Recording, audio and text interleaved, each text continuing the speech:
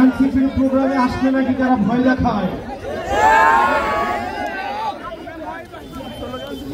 এনসিপির প্রোগ্রামে যদি আসেন, এনসিপিতে যদি যোগ দেন, তাহলে নাকি আপনাদেরকে বলা হয় কি লাভ, কয়দিন পর তো আমরাই সরকারে আসবো।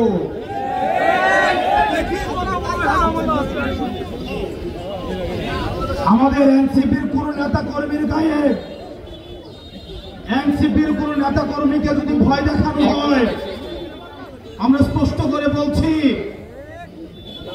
এনসিপির নেতা কর্মী রাস্তায় আছে বলে আমরা হচ্ছি নেতা।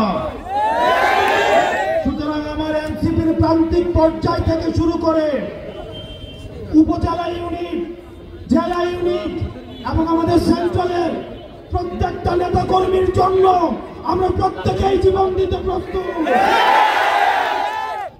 আপনারা নির্ভয়ে কাজ করুন।